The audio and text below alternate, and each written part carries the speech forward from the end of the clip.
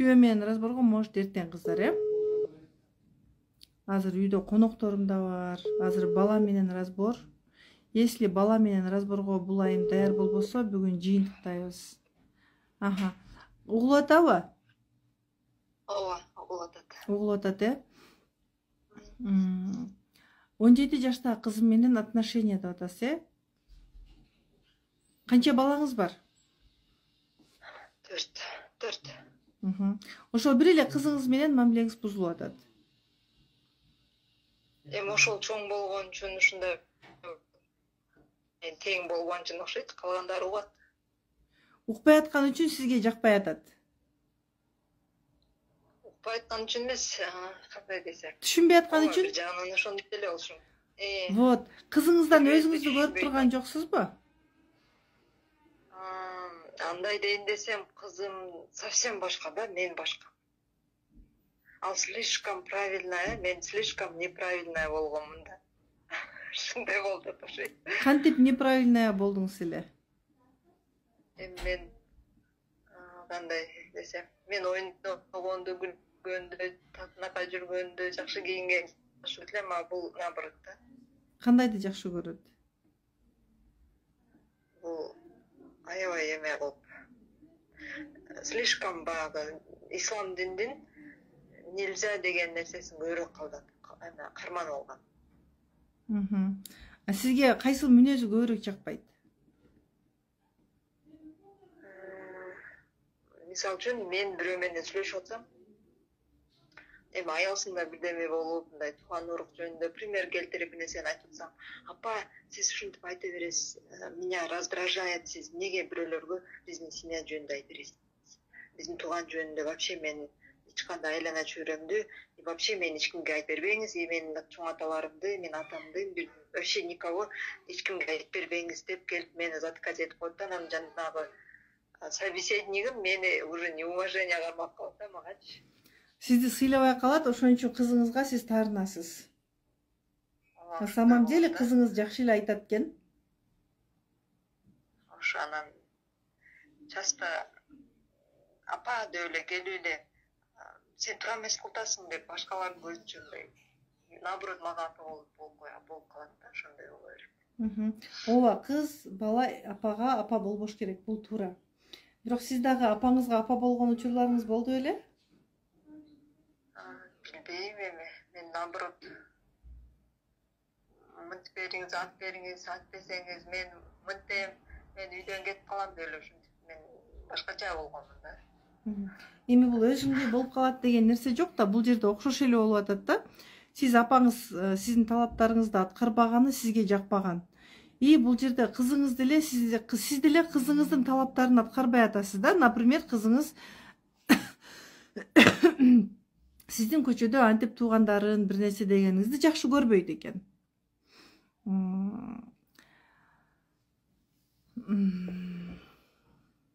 Апаңыз менен отношенияңыз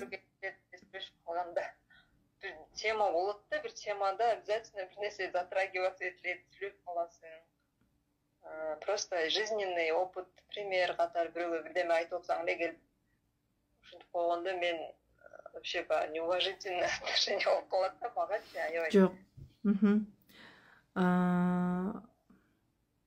Бул жерде башка нерсе. Биринчи апаңыз жөнүндө айтып бериңизчи. Апаңыз менен отношенияңызды бала күнүңүздө кандай деп элестетесиз? Ортоңуздарда кандай жакындык болду? Кандай десем. Эми мен өзүм ойлойм, внимание албай калганмын достаточно. Өзүм требовать эткен, внимание албай калганмын. Деп ойлойм да, эми апам деле бизди жалгыз чоңойту.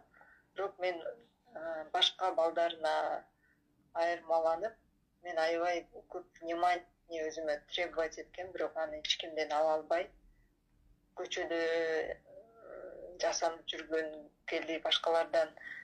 Мен сулуу болуп жасанып жүрсөм, башкалар мени карап, суктанып, жакшы сүйлөсө, ошодон көбүрөөк энергия алып, үйгө келсем, андай энергия албай, көчөгө көп чыгып жүрдүм да, ошондой. Мындай. Динден алыссызбы дейт, эже дейт. Намаз окуйт окшойсуз, 10 жыл болду. Мен мурун ошондой элем. Мен жанагындай миз, андай мындай катышып ушинтип жүргөм да. Эми азыр 10 жыл болду. Диндемин. Намазда жолугун салынган эжеке экен. Андай баягы сиздер элестетип албаңыздар, көчөдө ушак сүйлөгөн деп, жок, андай эмес. Болгон эми кээ бир учурда бир пикиргешпестиктер болуп калат экен да. Эми ошол учурду айтып өттү азыр эжеке. Менден жаш эле окшойсуз. Канча жаштасыз? 39. 39 жашта. Өзү кагаздагы жашы 39 жашта, взгляд 19 жаш. Кызыктырып койдумбу сиздерди? Она красивая, осознанная. Так. Сизге жетпей калган внимание кызыңызга да жетпей атат. Сен мыктысың, сен акылдуусуң деген нерсе кызыңызга жетпей атат. И сизге да бул нерсе жетпей калган.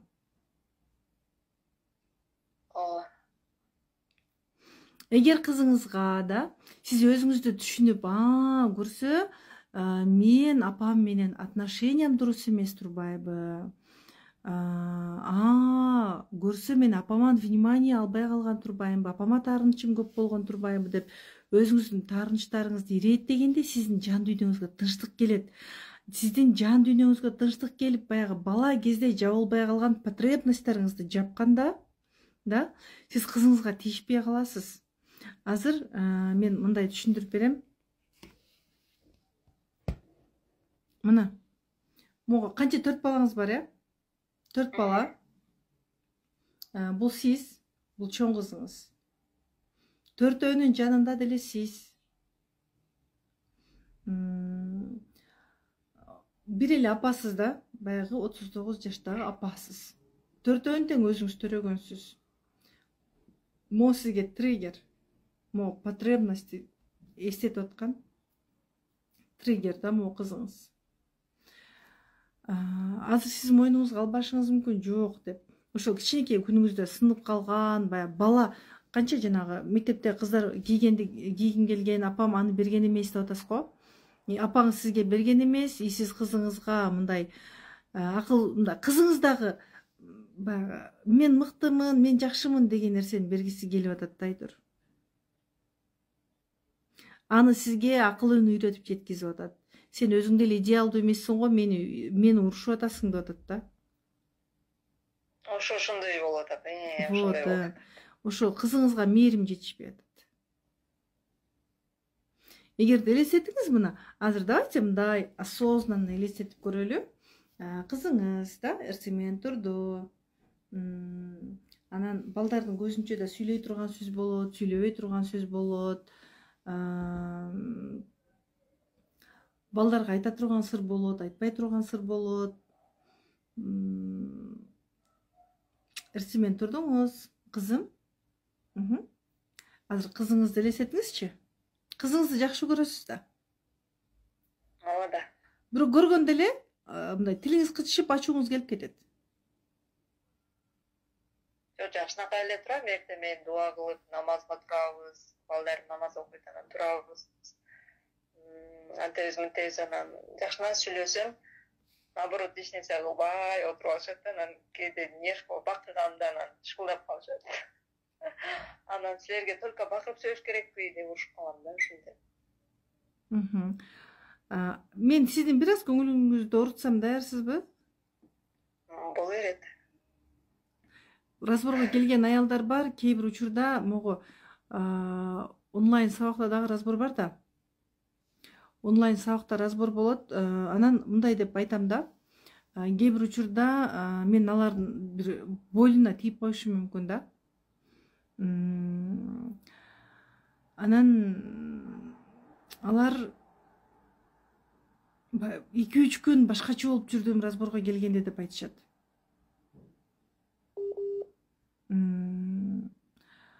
Сизде дагы ошондой болушу мүмкүн. Азыр мен сизге эмнени айткым келип атат, эми разборго келдиңиз да, сизде Biraz эмоция жетишпей аткан сыяктуу да. Сиз апаңыздан эмоция албай калдыңыз, кызыңызга бере албай атасыз да. Сизге ошол триггер болуп атат. Кызыңызга эмоция жетпей атат сизден. Сиз эмоция берейин десеңиз, сизден эмоция чыкпай атат да. Ошондой болушу Мен могу жакта башка толтура номер калтырды, мага чыгыңызчы, күйөө менен, бала менен деп толтура чыгып атышты. Бирок мен сизди бир көргөндө ушуну байкадым. Эмоция маанилүү да, биз адамбыз да. Биз туш келди адамдарды барып ата-апа кылып ала албайбыз, бала кылып ала албайбыз, мамиле түзүп кете бере албайбыз. Эмоциябыз келишет, бири-бирибизге энергиябыз келишет, анан мамиле түзөбүз да, ким менен болбосун. Сизде да ушул нерсе. Мен байкадым, ошон үчүн мен кайра сизге чалдым, связда болдубу, болбодубу деп. Сизден эмоция чыкпай атат. Бала күнгө байланыштуу сиздики эмоция кошушуңуз керек. Сиз өзүңүздүн потребностьтериңиз жабылбай калган кичинекейиңиздеги өзүңүздө эмоция жок, да? Кызыңызга эмоция бере албай атасыз, бул сигнал сизге, кичинекей күнүңдөгү потребностьтериң жабылбай калган деген сигнал бул. Эгер билсеңиз. Мен кичинекей балдарым бар го, эки кичинекей, эки чоңдорум чоңда. Анан эки кичинекейлерим мындай өйүп жыттап, жакшы көрүп, мындай эме кылам, эркелете калам, бирок чоңдорумду эч анта албайм да. Ошонтип келет, бирок анта албайм. Алар да өздөрү түртүп турат да. Вот. Апаңыз сизге эркелегенин эстей аласызбы? Эркелеткенин сизде? Ооруп атканымда эстей алам да, ооруп атсам ошондой эркелеткенин эстей алам. Андай жөн моментте. Ооруган сизге жактыбы ошол учурда кээде? Ооруганда апам мага внимание берет. Кызым деп мындай эркелеткенин эсимде, анан көбүнчө папам эркелеткенин эстейм да. Неге ыйлаагыңыз келип кетти, айтыңызчы? Кайсыл сезимдер көтөрүлдү? Чыкпай калган сезимдер чыгат го ыйлаганда. Ошо мындай любви достаточно не получилось. Өзүн сүйүү дегенди кандай түшүнөсүз?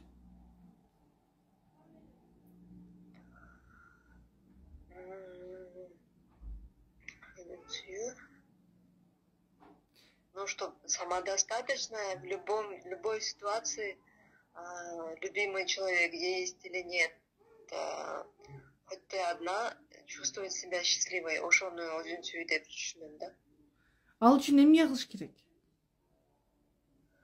Ал үчүн өзүнүн Вот, сиз просто эрежени билип атасыз да, эрежени билип атасыз, бирок кантип өзүн сүйүү керек экенин түшүнбөй атасыз да.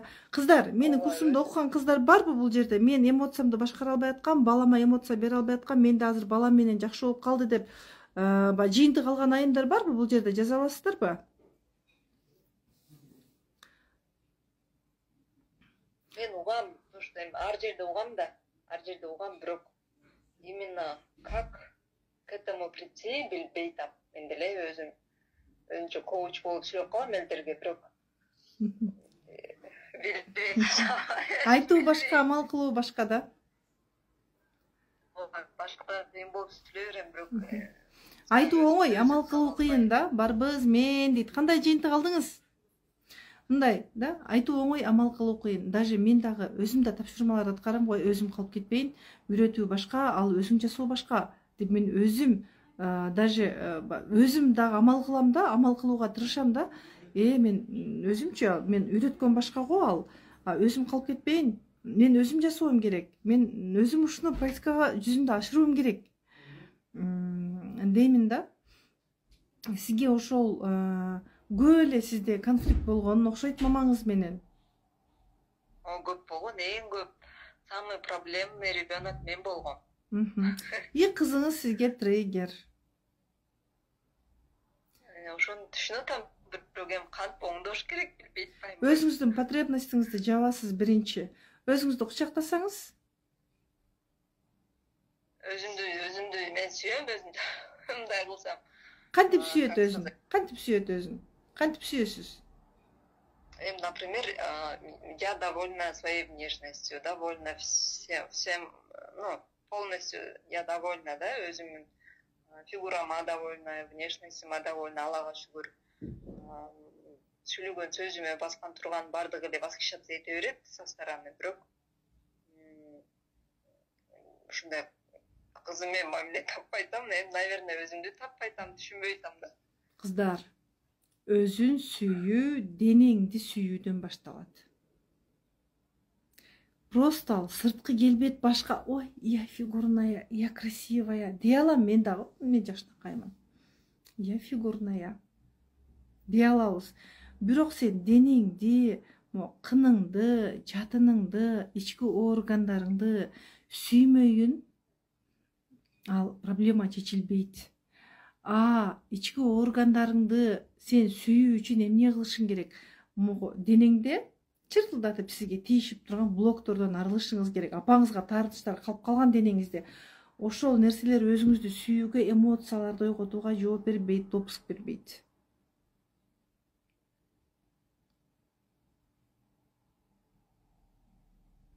Дене блоктору деп айтылат. Уйку келди дейт, мен да уйкум келди. Күбө менен эртеңкиге калтырабыз, кыздар, эртеңкиге эртерээк жумуштарыңыздарды бүтүрүп даярдап туруңуздар. Эртең жакшы энергия менен кирейин. Мен бүгүн чарчадым чындап эле. Көп жумуш бүтүрдүм бүгүн. Мен иншалла курсуңузга жазылдым. Жазылган жок мындай. Половина жазылдым офлайн.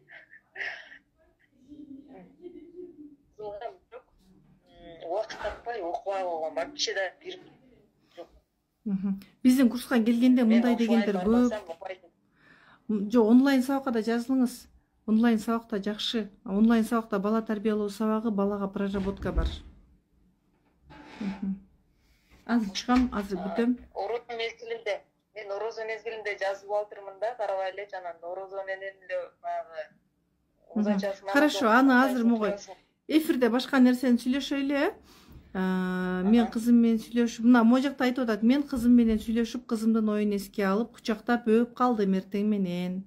Кызым да айтып калды, өзгөрдүңүз деп, кыйкырып ойготчуңуз, эми башкача өзгөрүп калдыңыз деп, мага комплимент айтып калды. Даже 4 жаштагы балдар айтат апаларына, апа, сиз өзгөрүп калдыңыз деп, жакшы уктаңыз, жакшы туруңуз деп. Так. Мындай. Көзүңүздү жумуңуз. Дем алыңыз. Дем чыгарыңыз. Өзүңүз чоңойгон үйдү элестетиңиз. Сиз чоңойгон үй. Өзүңүздүн бала күнүңүз. Эстедиңизби? Сүрөттөрдөн элестетем, анан кичинекейимдегини, бир аз чоңойгондорумду, кайсы жаштагыны элестетейин. Кайсыл курагыңыз эсиңизге келет?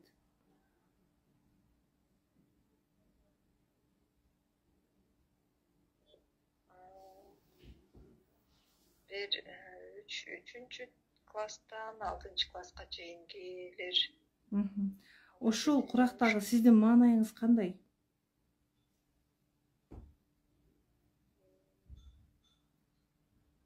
Ойноп жүрөм, бирок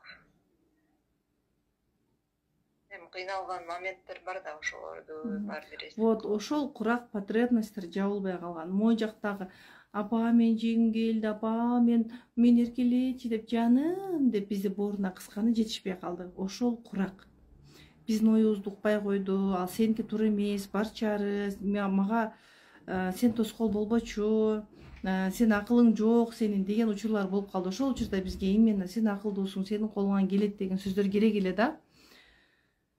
Терең дем алыңыз. Дем чыгарыңыз. Ошол өзүңүздүн кичинекейиңизди көрдүңүзбү?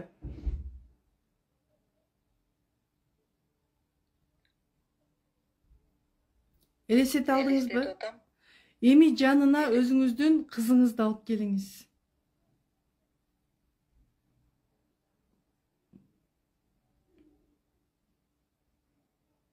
Алып келдиңизби? Элестетиңиз. Кызыңыз менен өзүңүздүн эмоцияңызда окшоштуктар барбы? Мимикалар, баскан тургандарыңыз. Мен тез кыймылдап атам, кызым эзилип эле кыйнап калат. Мен бат кыймылдаган адаммын, кызым аябай жай кыймылдайт да. Ошондо эле элестетип калып атам оюмда. Кудай сизге кызыңызды кандай кылып тапшырганын элестетип көрүңүзчү.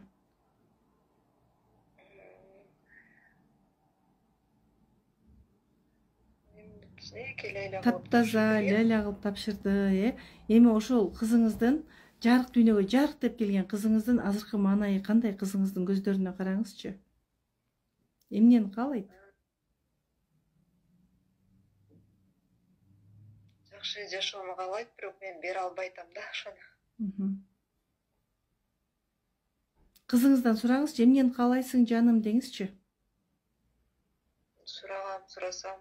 Жок, азыр сураңызчы, мындай жүрөгүнө көзүңүздү ачпай туруп кызыңыздан, кызым, эмнени каалайсың деп кызыңыздын көздөрүнө карап сезим менен сураңызчы.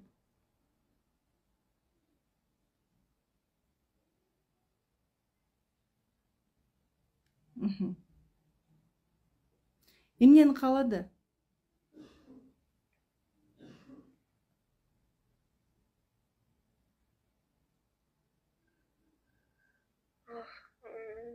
Свободу. Дагы? Личное пространство, свобода. Дагы? Мерим? Мерим, конечно. Эмоция? Жарык деп сиздин эркелеткениңизди күтүп атабы? Ооба, жалбырап турат. Өзүңүздүн кичинекейиңиздеги өзүңүздү көрүп турган жоксузбу?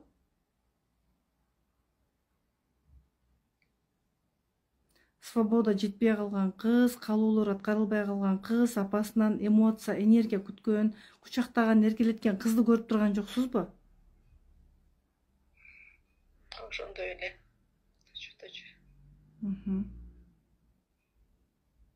Ошол кызыңыздан өзүңүздүн жабылбай калган муктаждыктарыңызды көрүп аткан жоксузбу?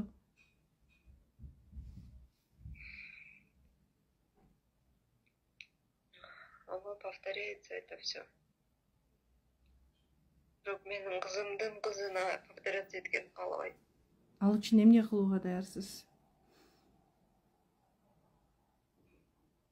Работать над собой. Азыр ошол кызыңызды карап туруп, жаным деп айтыңызчы.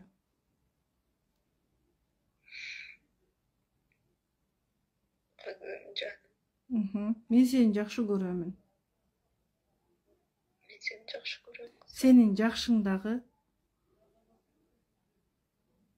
Менин жашым дагы. Сенин жакшың дагы, жаманың дагы меники. Менин жакшым дагы, жаманым дагы меники. Сен мага Алладан аманатсың. Сен менден Алладан аманатсың. Мен өзүмдү түшүнбөй. Мен өзүмдү түшүнбөй. Сени түшүнбөй аткан экенмин. Сени түшүнбөй жаткан экенмин. Мен жакшы көрүү ушул, тарбиялоо ушул деп ойлодум. Мен жакшы көрүү ушул, тарбиялоо ушул деп ойлодум. Ойлоп жаткан экенмин. Өзүмдөгү бар махабатты берипмин. Өзүмдөгү бар махабатты бериптирмин. Менде болгон ушул махабат экен. Менде болгон ушул махабат экен. Жаным. Жаным. Сөз берем сага. Сөз берем сага. Мындан кийин өзүмдүн жабылбай калган муктаждыктарымды. Мындан кийин өзүмдүн жабылбай калган муктаждыктарымды. Сенден талап кылбаймын. Сенден талап кылбайм. Бактылуу болушуңду каалаймын. Бактылуу болушуңду каалайм. Кызыңыз сизге ишенип караганын элестеттиңизби?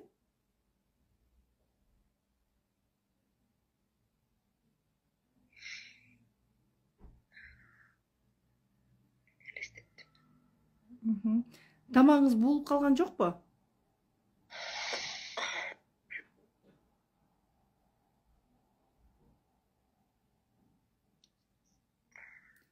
Денеңиз кандай?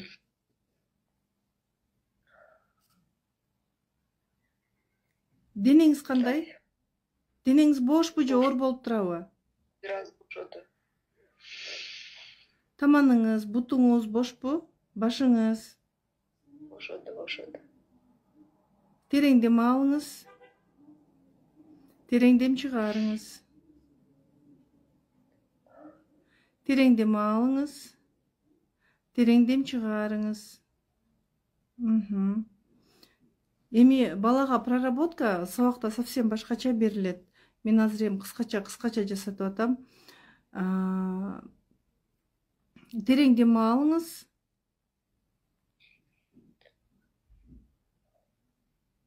Терең дем чыгарыңыз.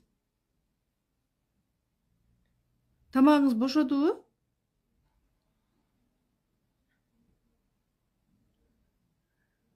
Ооба. Бошоду. Денеңизге байкол салыңызчы. Тамагым болду деп жазып атасыздар го. Өзүңүздөрдүн чыкпай калган эмоцияңыздар, аны сиздер балаңыздарга чыгарууга аракет кылып атасыздар да. Көзүңүздү ачыңыз. Ыйлоого өзүбүзгө уруксат беришибиз керек. Аялдар бар, бири акылдуу, бири амалкөй. Акылдуу аялдын жанында бала да чүнчүп кетет. Биз балага да акылыбызды тыга беребиз да, эмне муну мындай кылып алдың, шымыңды бүктөп албайт белең, түшүрүп албайт белең, күлүп жүрбөйсүңбү, жыртаңдабай кабагыңды сынтып жүрбөйсүңбү, чачыңды өрүп алдың, жайып алдың, айтор биз акылыбызды биз балабызга кысабыз да, өзүбүзгө эмес. Өзүңдүн мээңде өзүң жоксуң да. Амалкөй аял бала менен да оңой тил табышат. Балаңдын жанында ким ордуң? Диктаторбу? Диктатор болуп балаңдын өмүрүн башкарасыңбы же сен мээримдүү энесиңби? Сиз диктаторсузбу же мээримдүү энесизби? Диктатормун. Мындан кийин ошол ролуңуз сизди жана кызыңызды бактылуу кылат бекен? Кылбайт. Аны билип турам, бирок өзүмдү башкара албай кетем да. Ошол өзүңүздүн ичиңиздеги кичинекей баланы толтурушуңуз керек, тойгузушуңуз керек. Түшүнүшүңүз керек ошону. Өзүңүздү мына карасаңыз, мындай денеңизди бош коебуз баардыгыбыз. Азыр эфирди жыйынтыктайбыз азыр. Денеңизди бош коюңуз.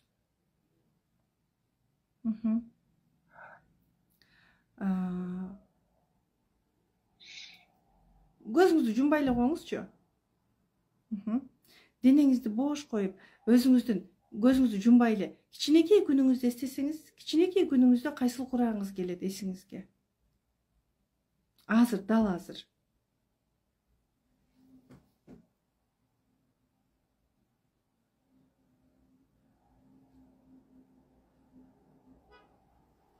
Канча жашыңыз? Ар түрдүү. Бардык эле жашым элестетилип атат, бирок көбүнчө ушу 6-класс экен да. Ошол 6-класстагы кызды азыр жаным деңизчи, көзүңүздү жумбай эле. Жаным. Жаным. Бардык каалооңду аткарамын. Бардык каалооңду аткарамын. Эмне каалайсың? Эмне каалайсың? Жаным. Сени капа кылбаймын. Сени капа кылбаймын. Сенин бардык муктаждыгыңды аткарууга келдим. Сенин бардык муктаждыгыңды аткарамын. Карадым. Эми ошол кызды жетелеп бир жерлерде жүргөнүңүздү элестетип көрүңүзчү.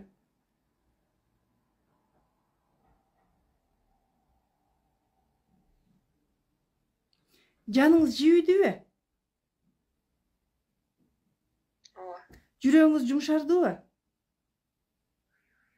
Жумшарды. Вот, кыздар, биринчи өзүбүздүн могу жактан муктаждыгыбызды жабышыбыз керек. Кыздар, мен да бала тарбиялоодо каталарды кетиргенмин. Саламатта калыңыз, калган эфирден. Бүгүн кичинекей болсо дил сайт алдыңызбы? Аллах разы болсун. Амин. Убакыт бөлгөнүңүзгө сизге мактоо берип, Аллах үй бүлөңүзгө Амин. тынчтык берсин. Амин. Балдарыңызга иман берсин, бактылуу Амин, берсин. амин, айтканыңыз келсин. Амин. Онлайн курска келсеңиз жакшыраак болот. Мен сізге забота менен айтып атам, эми сиз кандай түшүнөсүз? Оффлайнга эле барышым керек болду. Бирок оффлайнда бала тарбиялоо сабагын бул боюнча айтылып өтөт. Негизи үй бүлөлүк кризис сабагында бала тарбиялоо боюнча да кыстарып өтөм да. Себеби бала менен ар бир 4-үй бүлөдө бирден бала психологиялык кысымдын алдында чоңоюп кетет да, кыйналып, балалыгы кантип өткөнүн билбей, балалыгын эстегенде бир кайгырып, бир муңга батып турган күндөрүн эстей берет да.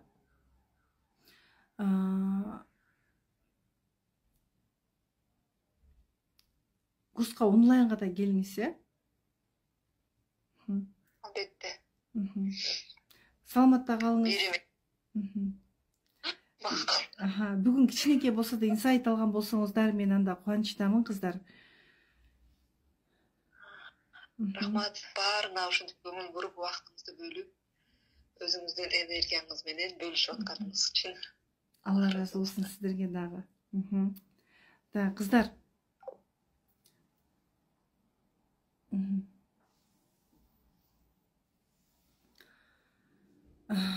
Так, бул эфирди сактасакпы, сактабасакпы, мага баш жагындагы эфирлер мага өзүмө анча ынабады.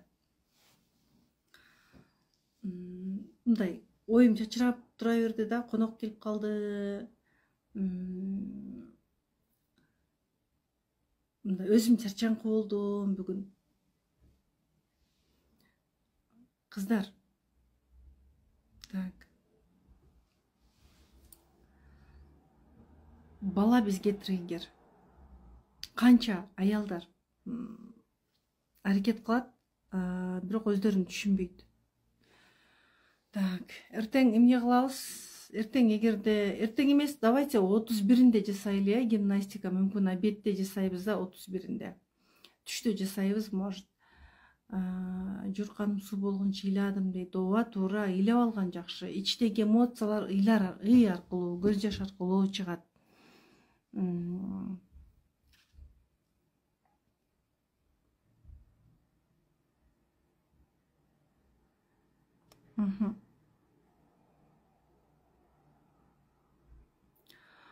Инсайт болгон болсо, мен анда кубанычтамын сиздерге.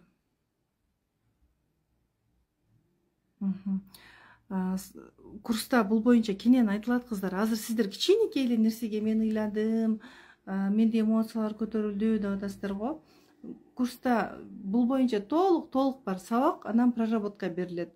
Бала менен проработканын эми азыр сиздер 10% жасадыңыздар да.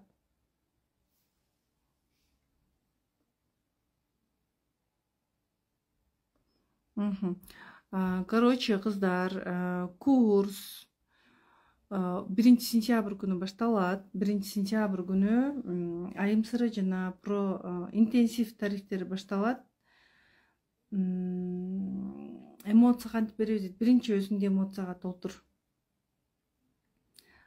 Курс боюнча маалыматтарды билүү үчүн бул номерге кайрылыңыздар же директке кайрылып биздин группаларга кошулуп алыңыздар. Айым сыры консультация группаларыбыз бар. Консультация группаларга кошулуп алыңыздар.